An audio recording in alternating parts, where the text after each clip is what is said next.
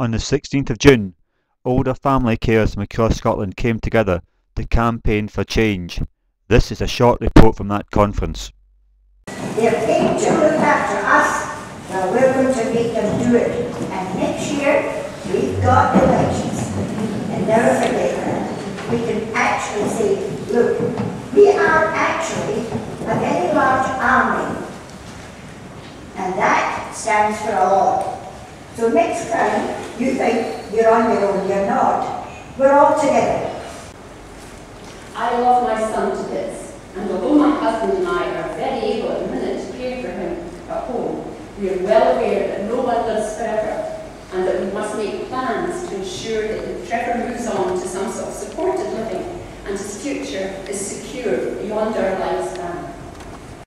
I want to just end by a literature about the Charter for Change, which has received a lot of good publicity and some high profile.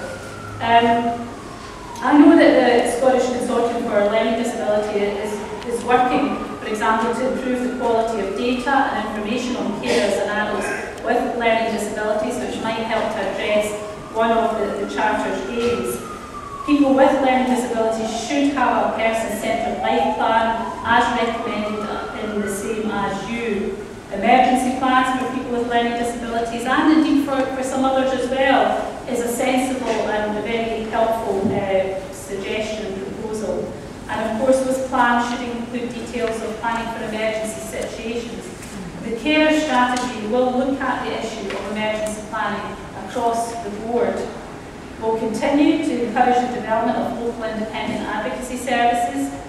On your idea for the Charter for local authorities to have dedicated officers for older families to provide information and support, I think we need to consider whether or not that's best use of resources. It's certainly a proposal that is worthy of discussion.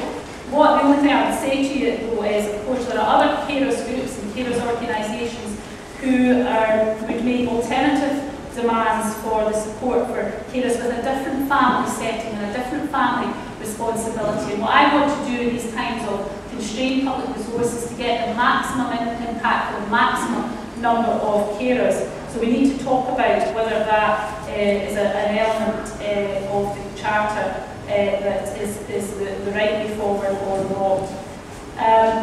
I hope I've given you a bit of a flavour of some of the things we have been doing. I hope I've also outlined a few areas where we are taking things forward. The strategy, which, as I say, will be launched very soon indeed for carers and young carers, I hope we'll find some really, really important stuff within that helps really establish the relationship between government, local government, health, voluntary sector and unpaid carers, though that of equal partners, and I can't stress that enough.